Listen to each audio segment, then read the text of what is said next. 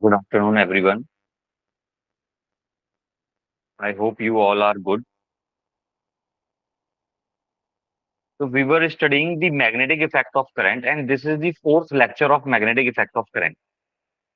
In this chapter, till now, we have learned some of the ways to calculate magnetic field, whether it's a Biot-Savart law or it's Ampere's law. We have understood the basic phenomena behind these two, you can say laws or whatever you want to say.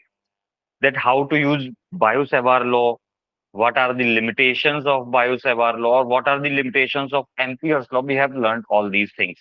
So today we will send our uh, we will say discussion towards magnetic force, and initially we will discuss some of the things of the Ampere's law as well. After that, we will move our discussion towards magnetic force, and in the next lecture we will wrap the things up.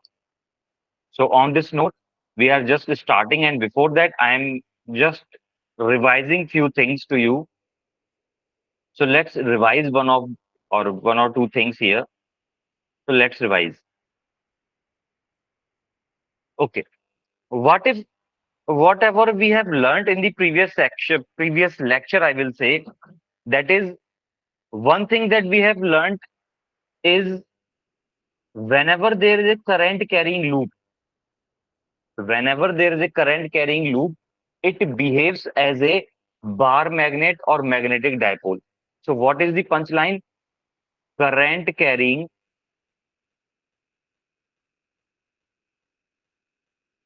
loop behaves as magnetic dipole.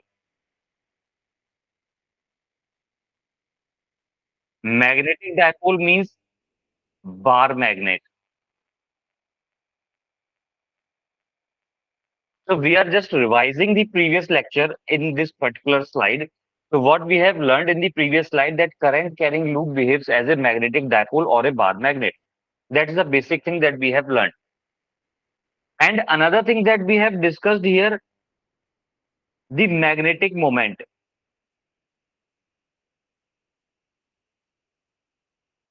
Magnetic moment, which is given by m is equals to NIA, where A is the area vector, m is the magnetic moment, I is the current. N is the number of turns in the loop. Loop may be of any shape, but it should be a loop. Then magnetic moment is defined as something. Vector quantity. So three directions were same for a circular loop. What are those three directions? The magnetic field, the area vector, and the magnetic moment. These three quantities will have same direction. Okay. In the next part, what we have studied in the previous class is Ampere's law. What it states that for an imaginary loop, line integral B dot dl is equals to mu naught times current enclosed by the loop. This is the Ampere's law that we have studied in the previous class. Now we have also discussed that what are the ways in which you can select an Amperian loop. Like in the Gauss theorem, you have chosen an imaginary surface. Here you have to choose an imaginary loop. So what are the ways in which you can select the loop? It should be symmetrical with the field, or it must have lot of points where magnetic field is same. So I have told you that how to choose magnetic field for circular fields, how to choose magnetic field, choose Amperian loop for a uniform field. So there are various ways. So now, right now we are going to, okay, what was the Ampere's law? Okay, Rahman. Ampere's law is this statement, the line integral of this B dot dl, this is called line integral of this term B dot dl is mu naught times I enclosed, where I enclosed is the current passing through the loop. Do you remember the Gauss theorem? This is similar to that of Gauss theorem. In the Gauss theorem, what you have seen, the surface integral of E dot ds, I think if you remember, is equals to charge inside the surface divided by epsilon naught. So this charge was inside the surface. Similarly, this current was inside the loop. Mu naught was a constant, epsilon naught was the constant. Here you have to calculate E dot ds. Now here you have to calculate B dot dl. So these are the approximately similar things. The statement I have told you, line integral B dot dl mu naught times I enclosed. I hope this statement is clear. We have used it in 2 or 3 applications as well yesterday. Now, if you want more clarity on that, you can watch the recordings of the session of the last 3 sessions. This is the fourth lecture that we are taking. This is the fourth lecture. Yeah, this is fourth lecture. So you can watch the recordings as well. Things will clear out in your mind. So now, today's topic is field due to a solenoid. So before that, we should know what is a solenoid. So I'm just telling you what is a solenoid. Let's take, there is a rod. This is a kind of cylindrical rod. And on this cylindrical rod, I am wrapping the wires like this. Like you can see that I'm wrapping the wires like this. So this coil, this this spring form of coil, spring shape of coil is known as solenoid. Now, there are two possibilities. I can remove this rod or it can stay with the solenoid. So this rod is not a part of solenoid. Like if it is there only then it is called as solenoid. No, you can remove this, then it will called as air filled solenoid. Then it will be called as air filled solenoid. And if there is a rod, if this rod is of iron material, then you will call it as iron filled solenoid.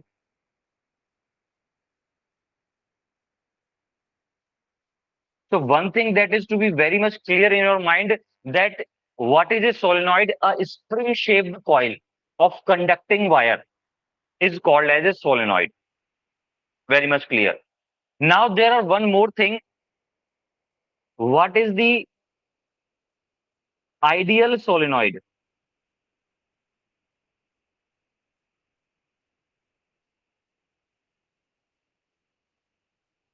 What is ideal solenoid?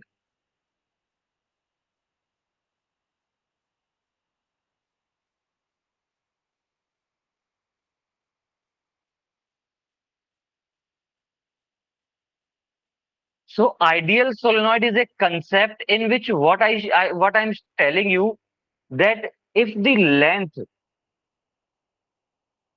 let's suppose this is the length. If length of the solenoid is longer than the radius, let's suppose its radius is r. If length is too much larger than the radius, then it is known as ideal solenoid. So this is the basic condition for the ideal solenoid.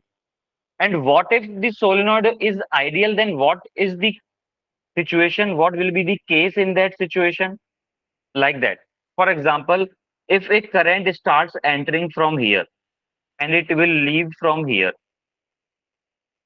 then all of these loops, these circular loops will form some magnetic field. And ultimately, the magnetic, if I look at one of the loop, only this one part of the loop, then magnetic field due to this loop will be towards left. So net magnetic field will be something like that.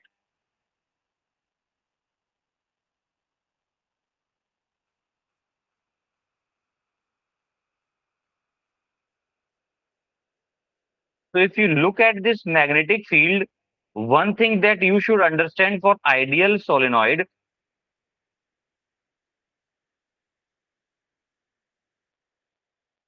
first of all, look at the diagram. Inside the solenoid, I am telling you the punch lines here. What are the basic punch lines here? That inside solenoid, magnetic field is uniform. Always try to remember, whenever there is a question coming from solenoid, 99% cases it is going to be an ideal solenoid. So you should remember all these conditions, that inside solenoid magnetic field is uniform. One thing. Uniform means these lines are equally spaced. Next thing, outside solenoid magnetic field is zero. These are the things that I am talking about for ideal solenoid. Outside solenoid magnetic field is zero. Next thing. Now, if you can look at, this is the core or the inside of the solenoid, and these are the edges. These are the edges. So, what is the next punchline? Magnetic field at the edges is half of the magnetic field inside. This is another very good punchline that you should remember. Most of the times they will ask you the magnetic field at the edges. So magnetic field at the edges is half of the magnetic field inside. I think till now every point is clear to you. What is ideal solenoid if length is larger than the radius of the solenoid? Clear. Moving further. Now the question arises, what is the magnitude of this magnetic field? You can decide the direction of magnetic field using your right hand thumb rule. The way you are deciding it for the circular loop, the same way you can decide it for solenoid. Clear? Now, what is the field due to a solenoid? If this is the solenoid which has some current I, then magnetic field due to this solenoid will be B is equals to mu naught and I.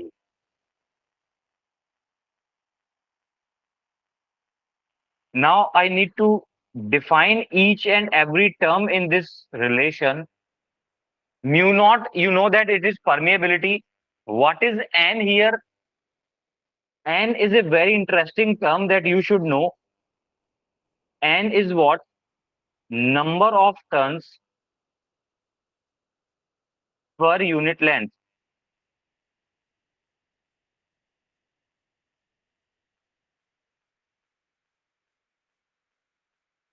Uh, is this point clear? What is N? Small n is the number of turns per unit length. Let's suppose this whole solenoid has total capital N turns and total length is capital L. Total length is capital L. And total number of turns are capital N. So what will be the small number of N, or what will be the turns per unit length? Can you define? Small n will be turns per unit length. N are the turns and total length is L. So small n can also be written as capital N over L. Widely used formula. So you can replace it in this N as well. So magnetic field will become mu naught N over L I. Students, try to join little bit earlier because 3 is the time and you are joining 3:15. So it will not be easy for you to pick up from here actually, that the topics we have discussed already. So what I'm saying, try to join earlier in the class. So what is magnetic field? B is equals to mu naught, and I try to remember, try to note down the formula in your notebook so that if we can solve questions, then it will be easier for you. I think right now everything is clear. On the previous slide, what we have discussed, you can take a screenshot of this slide as well. Moving further. Now field due to a toroid. Again, listen to me. What is a toroid? First of all, you can see there is a circular ring kind of thing, or you can say annular disc kind of thing. In this ring, The inner radius is small a, let's suppose, and outer radius is b. So this has some thickness. Now, if I wrap some conducting wire over it, if I can do it, if I can wrap some conducting wire over it, it will look something like that.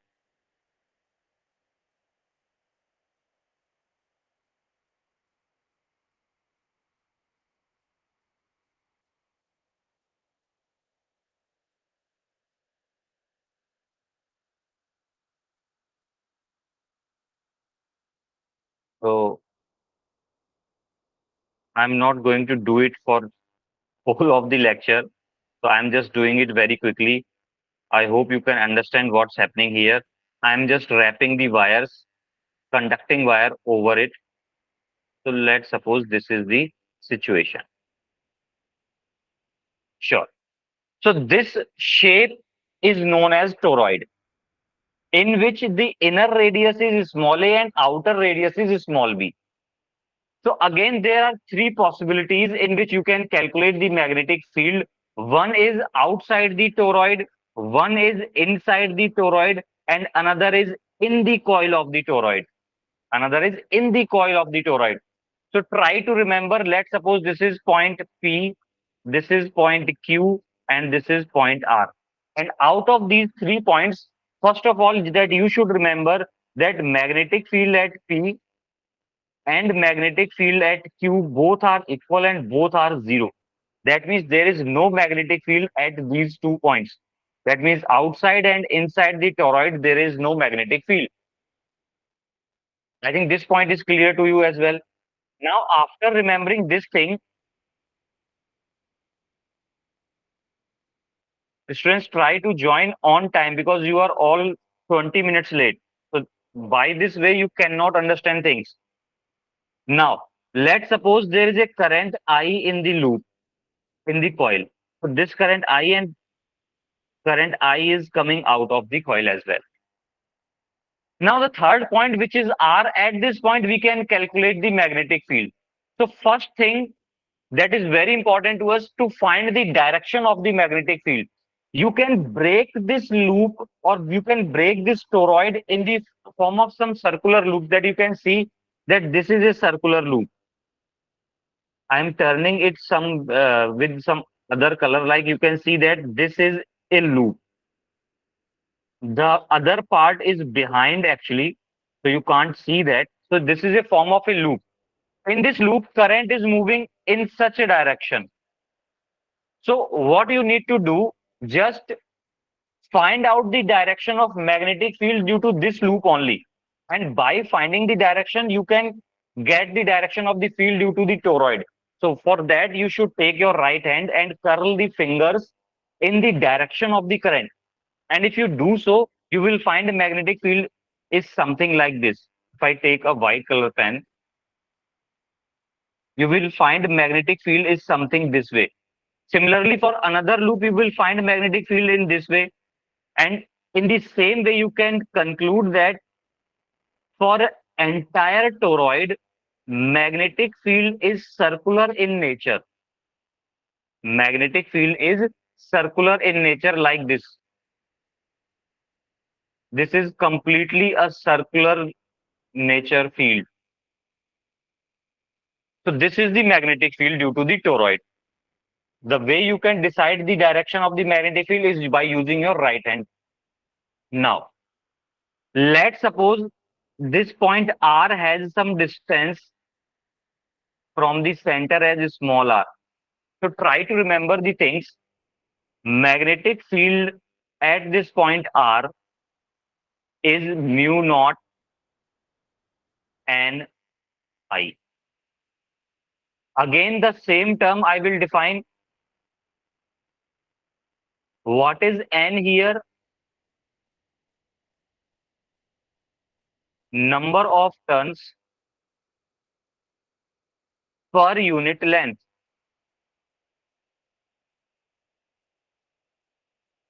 Small n is the number of turns per unit length.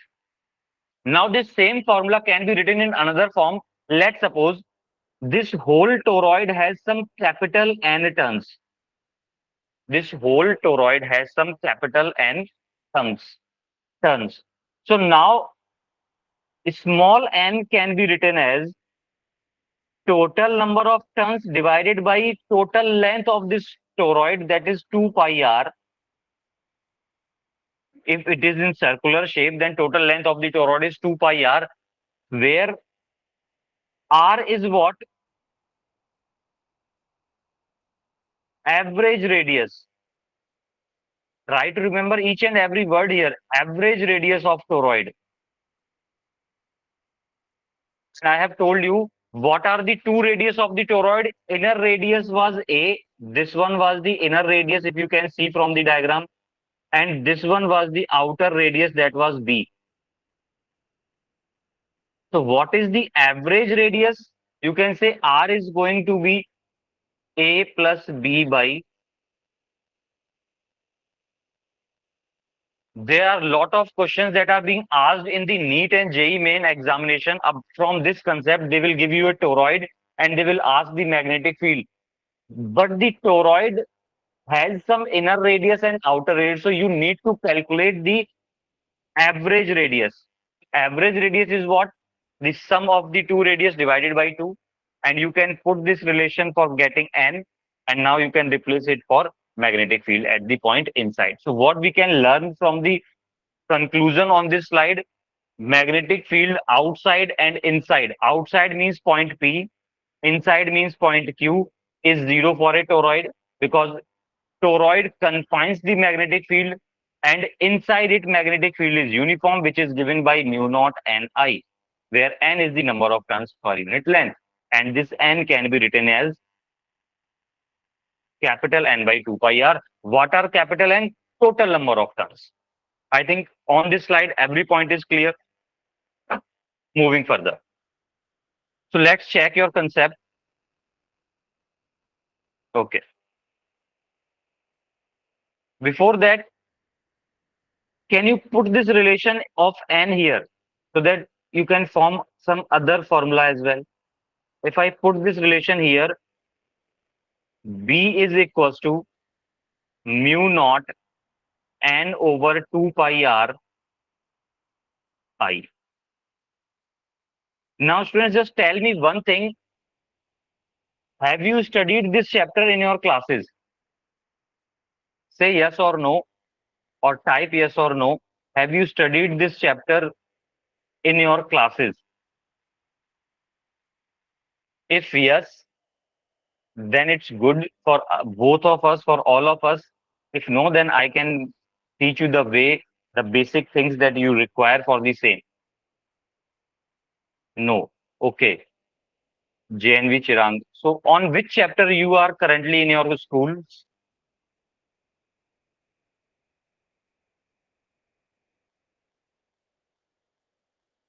Have you completed current electricity, or you are on current electricity?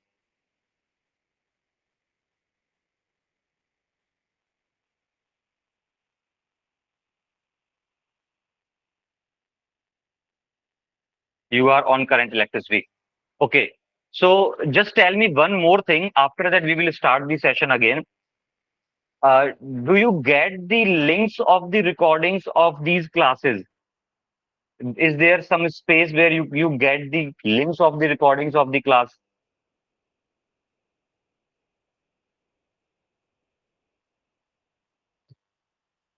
Okay. So if you want, I can provide you that, because before knowing the previous three lectures, it will be very difficult for you to understand the words I'm saying, because I am talking about magnetic field and you haven't heard about those things anytime soon. So what is my suggestion? I will provide you the links of the recording of these classes so that you can go through with those classes. Those are of some 50 minutes classes, and it will be more beneficial for you.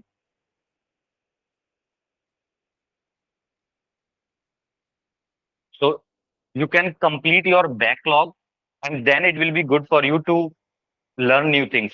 However, now it's time to note down the formulas that we have discussed here. And after writing the formulas, we will start new concept on the next slide. So it will be good for us to take over from the next, I will say next concept. So I will skip this one because, okay, I can do it. This is very easy question. Okay, there are two toroids, 1 and 2. Okay, have total number of turns 200 and 100.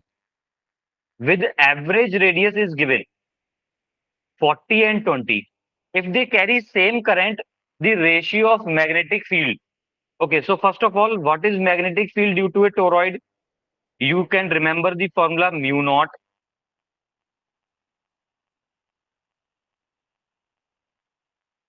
You can remember the formula mu naught capital N I divided by 2 pi r. Say yes. You can remember this formula now.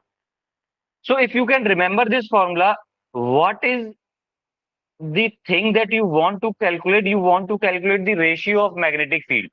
So you can see that mu naught is a constant term in this formula. And according to the question, there is same current. That means I is also constant. 2 pi is a constant term. So in the whole question, magnetic field is directly proportional to n, you can say, and inversely proportional to the radius. Am I right? From the formula, you can conclude this thing. Now you want to take the ratio. So whatever will be the ratio or what will be the ratio, you can decide as B1 over B2. It is directly proportional to number of turns. That means N1 over N2. And inversely proportional to the average radius. That means inversely means that is R2 over R1. We have taken first in the numerator. So first in the numerator for directly proportional and first in the denominator for the inversely proportional thing. I think this relation you can derive easily. Now just put the values. If you put the values, number of turns 200 and 100, 200 and 100. Radius are 20 and 40. Clear? So you can cancel out the things. This is 2 times. So 100 by 100, that is 1 is to 1. Is this thing clear? So which option is correct here? Option 1 is correct. So one thing that you should do here, you can remember the relation. Next thing, this is the basic fundamental thing. Try to escape whenever you want to find the ratio of the things, try to escape the constant terms from the formula, and the term which is directly proportional, you can write it as N1 over N2, which is inversely proportional, you can write it as in the inverse form. Now moving further. Now we are moving for the next concept here, which is concept number 6. That is magnetic force on a moving charge. Now this is new concept. From here you can pick up the things and I will make sure that you are learning things here. Now, first of all, listen to me. I will explain you one of the basic things, that magnetic field is a quantity which is denoted by capital B. If you don't know, then magnetic field is denoted by capital B. It is a vector quantity and its unit is Tesla. This is the basic thing. Only this thing we should know actually before coming to this topic. Now, let's come again. Let's suppose there is a magnetic field B in the horizontal direction. Clear? And there is a charge Q, you know charge. There is a charge Q which is moving with some velocity V, like this. At some angle theta, let's suppose. At some angle theta with the magnetic field. So what will be the amount of force acting on this charged particle? Let's suppose it has some mass m as well. So situation is clear in your mind. There is a magnetic field in which a charge is moving with some velocity v at an angle theta. Theta is the angle between, you can see, velocity and magnetic field. So this magnetic force is observed as is found to be magnetic force is charge Q into V cross B. V cross B. So force is a vector quantity and force is what? Q V cross B. V is velocity, B is magnetic field. Now this is the golden term for the calculation of force on a moving charge. Or this formula can again be written as F is equals to Q V B sine theta. I think you know that what is V cross V, what is A cross B. This is AB sine theta. So I have written as QVB sine theta. Clear. Now, one more thing.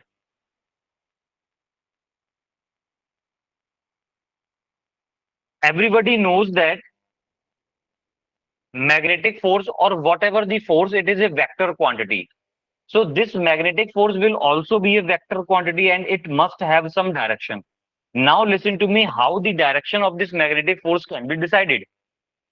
So I am putting a heading here, direction of magnetic force. This direction, now again listen to me, the formula suggests me that F is equals to QV cross B. So direction of magnetic force will be similar to what is the direction of V cross B. So I am writing direction of F is same as the direction of V cross B,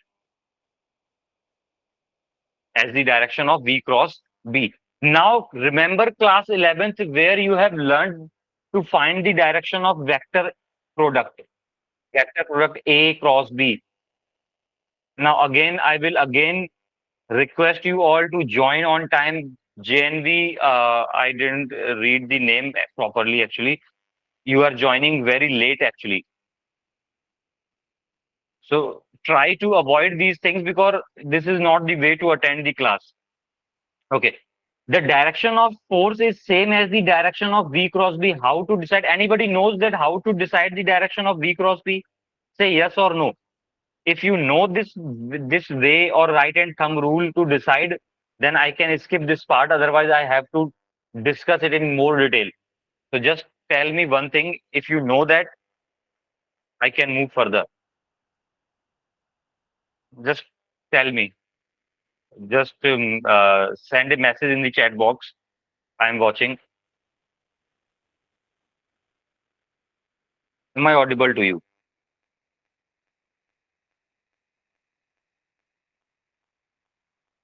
Discuss, please. Okay. JNV Chirang is saying discuss, please. Okay. Now listen. For that, what you should do, first of all, whenever there is a vector product or cross product of two quantities, and you need to find the direction of the resultant, then you should do take your right hand. For example, I am supposing in this question, velocity is in this direction and magnetic field is in this direction. So what you should do, try to take your right hand and turn your right hand fingers or the nails of the right hand fingers in the direction of velocity, in the direction of first vector, I will say. Let's suppose if I can recall things here in this box, let's suppose there is a quantity A cross B, and this is a vector A, and this is vector B. Clear? Now you want to calculate A cross B.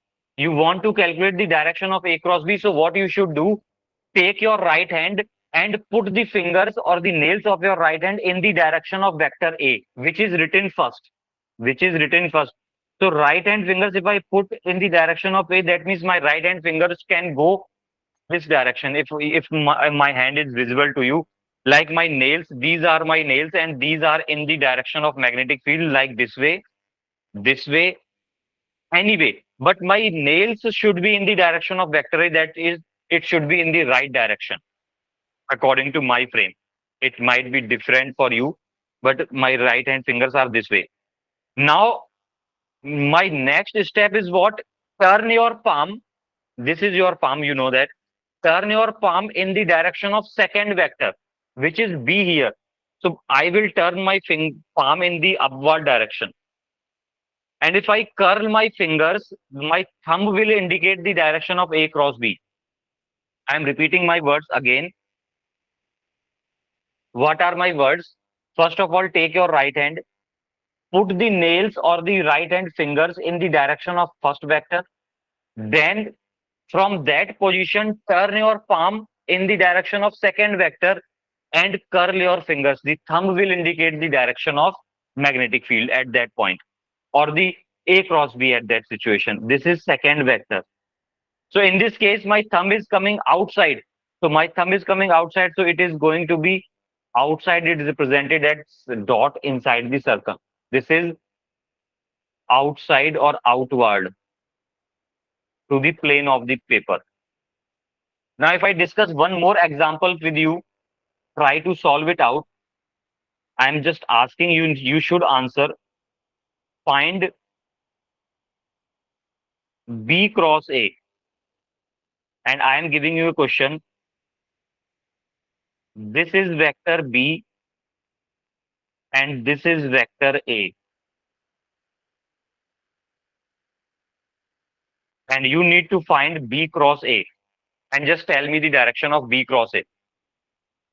I'm waiting for your responses.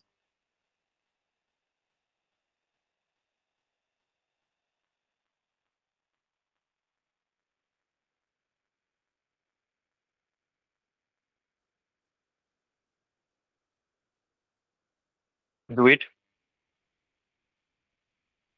outward. Okay, very good. And who else is present in the class? They can also answer. JNV Chirang, your answer is very correct. So B cross A, first of all, put your right hand fingers in the direction of vector B, and then your palm should be in the direction of vector A, which is downward. Curl your fingers, thumb is outward. Very good. And outward is represented as dot. So this is how you calculate direction of vector product. Now, what my statement was, if you want to calculate the direction of this magnetic force, you should calculate the direction of this vector product, that is V cross B. So you will place your fingers, right hand fingers in the direction of velocity and turn your palm towards magnetic field. And your answer will be, the thumb will indicate the direction of magnetic force. So I hope it is clear. Now it's time to get some concepts, some punchlines here. So if I write the formula again, F is equals to Q V cross B. In this formula, you can see, if you remember from class 11th, the resultant of this product, this vector product, is perpendicular to both. Like if I tell you this B cross A is coming outward, or you can say Z axis, these A and B are in the X and Y axis. So what is the conclusion? That the resultant or the direction of vector product is perpendicular to both the original vectors. Is perpendicular to both the original vectors. In the same way, the resultant of these velocity and magnetic field is given by what? Magnetic force. So this force must be perpendicular to velocity and perpendicular to magnetic field. So on this behalf, the first punchline is, this magnetic force is always perpendicular to velocity and magnetic field. So this is nothing but the original class 11th concept, which is formed in the form of, which is framed in the form of punchline here. And you should always remember it. Can you remember this statement?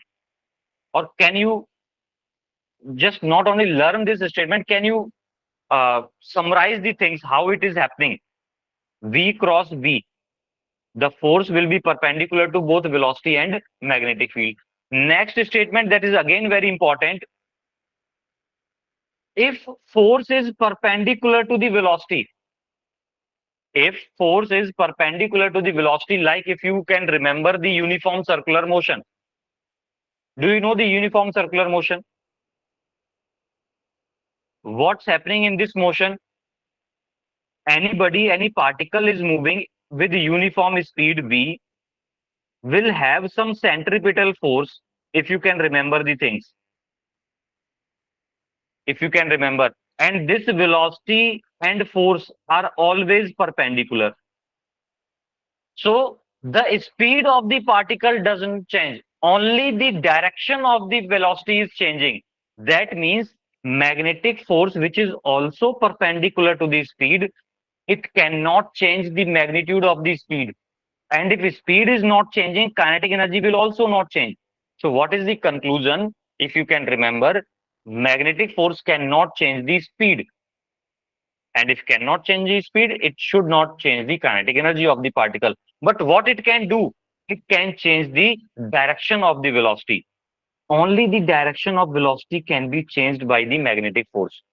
Try to write down these things. These are very important punchlines for your examination. If you are giving the NEET exam or you are giving the mains exam, for both of these, for your boards as well, these are the basic punchlines. So I think till now everything is clear. Now answer me one thing. Can it change momentum of the particle? I'm asking you, can it change the momentum? Say yes or no. Can it change the momentum of the particle? It, who is it here? Can magnetic force change the direction of, can magnetic force change the momentum of the particle? Yes or no?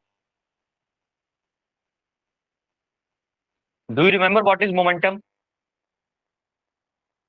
Yes, it can change the momentum. Why?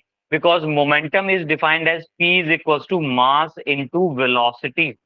So velocity has some direction and it can change the direction of velocity. So momentum can also be changed in terms of direction only. Next point. Work done by the magnetic force is always zero. Why the work done is always zero? Because this magnetic force is always perpendicular to the velocity. And if this is perpendicular to the velocity, the work done will also be zero. So these are the four punchlines that you should remember all the time. Next punchline is when charge moves parallel to the field. Now this is very simple situation. You can analyze it by yourself. What if I say that this is magnetic field B and this is a charge Q like this. They are moving in the same direction. What is the angle between them? Can anyone tell me what is the angle between them? Because you know the formula F is equals to Q V B sine theta. And in this situation, angle theta is going to be 0 degree and sine 0 is going to be 0. So magnetic force is going to be 0. Can you analyze this thing as well? And the next punchline that I will tell you here. If you can see, the force is equals to QV cross B or QVB sine theta. Now, what if the charge is negative? Like you can say one electron is moving. So in that case, charge on the electron is negative. Negative. Everybody knows that. So can you see that? It will become minus QV cross B. It will become minus QV cross B. If it become minus QV cross B, then the direction of force, can you say that, will be opposite to that you have calculated for the positive charge. Because if you place a negative sign in front of a vector, the direction is reversed. So for negative charges, what you should do, calculate the direction using V cross B using right hand thumb rule and just make it opposite. If your direction is coming outward, for negative charge, you will term it as inward. If it is coming upward, you will term it as negative in the downward. Clear? I think every point is clear till now. Now, can we move further for some basic concept? Can we check your knowledge till now? Okay. So there are four questions on your slide. First of all, what is the question? Find the direction of magnetic force for each of the questions. So first of all, I am asking the comments for the first part. I am asking you for the first part to comment. Can you find the direction of magnetic force? And everyone should reply here.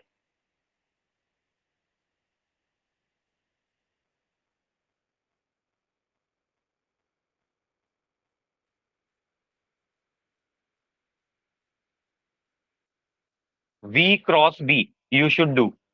Velocity is in the right direction, magnetic field is in the upward direction. You should do V cross B. Put your right hand fingers in the right side and palm in the upward direction. What will you get? First is outward. JNV Chirang is saying first is outward. Very good. And outward means it can be represented by dot inside the circle, or you can say outward. Very good. For the second part, in the second part, if you can notice, the magnetic field B is in the inward direction. This cross represents inward. This cross represents inward direction. So can you tell me what will be the force this time? Very good. Upward.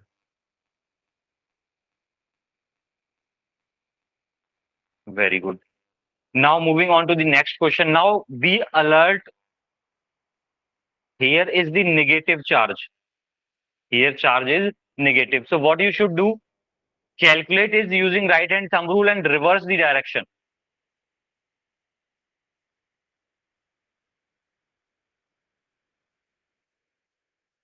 What you get? Inward. Very good. Now here comes the next question. What will be the direction? This is the similar question of the second, of same as the second question, I think. But the only difference is the charge is negative here. What will be the correct answer?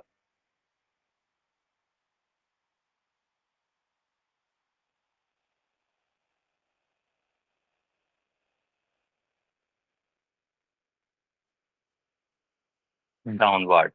Very good. Is this concept clear to you? I hope it is clear. Now, after knowing all these basic phenomena, now we can move further for the next concept. For the next question, I will say this is again a very important, simple question. Okay.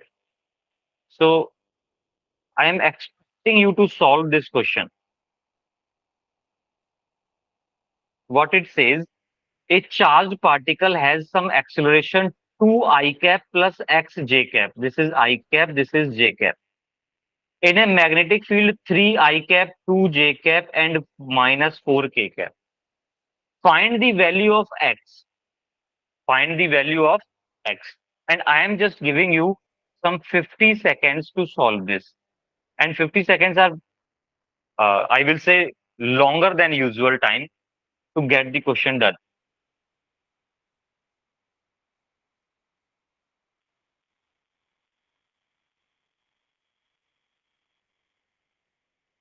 So I will wait for some 30, 40 seconds more.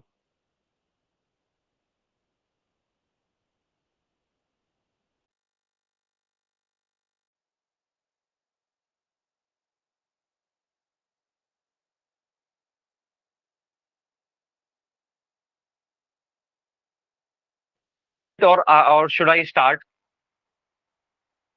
Be frank in the class now.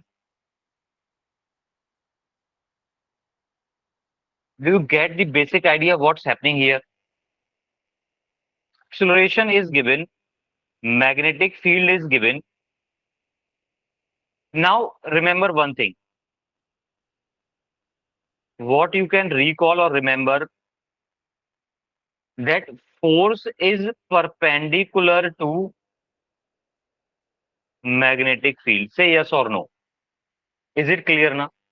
This is the punchline that we have seen on the previous slide. Force is perpendicular to the magnetic field. Now, if force is perpendicular to the magnetic field, one can definitely say that acceleration will also be perpendicular to magnetic field. Is it so? Why, sir? Because acceleration is always in the direction of force. Acceleration is always in the direction of force. That means acceleration will be perpendicular to the magnetic field as well. Now, again, if I say if two vectors are perpendicular to each other, then what is the must have condition that their dot product will definitely be zero?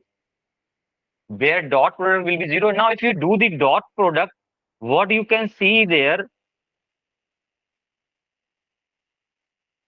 2i plus x j cap is dot product with 3i plus 2j minus 4k should be zero.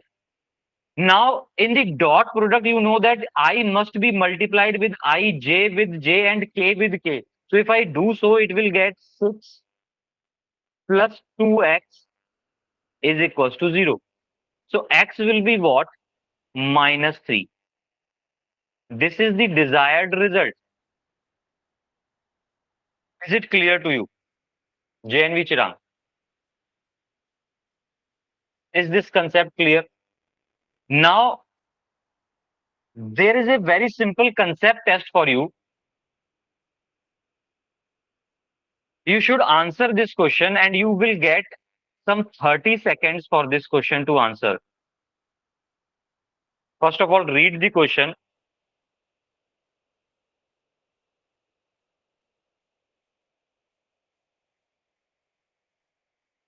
Question says, a uniform electric field and a uniform magnetic field are acting along the same direction.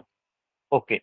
One thing is clear that there is an electric field and there is a magnetic field and both are acting in the same direction.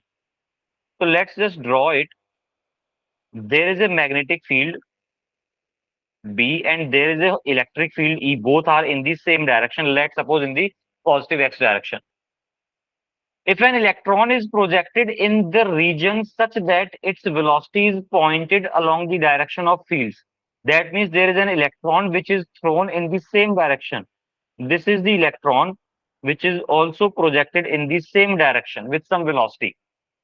Then the electron, first thing, if it is in the direction of magnetic field, what we have seen, the angle between both of these quantities will be zero. So what you can see, magnetic force will be zero. Magnetic force is zero. One thing is clear. And what will be the magnetic electric force? Electric force will be, let's suppose its charge is Q. So electric force will be QE in the left direction. This is, you know, from the electrostats. Electric force is in the QE in the left direction. So this charge is moving in the right direction. Force is acting in the left direction. So this is the case of retardation. And it is the case of retardation. That means its speed will decrease. This is the case of retardation. Speed cannot increase. It will turn towards left. It cannot turn. It cannot turn. So which option is correct? Option B is correct. I hope the question is clear to you. Now, from the next class, we will discuss the motion of the charged particle in the magnetic field. Till then, what you should do, if you get some time, or you should, I will say I will recommend you to get some time and watch the previous three lectures. I will try and share the links with you, or the external team will share the links with you so that you can watch previous three lectures. After that, if you can clear your backlog, only then you will be able to understand the things here. So try to complete your backlog. Till then, I am ending the session. It's time to say bye. Bye, everyone.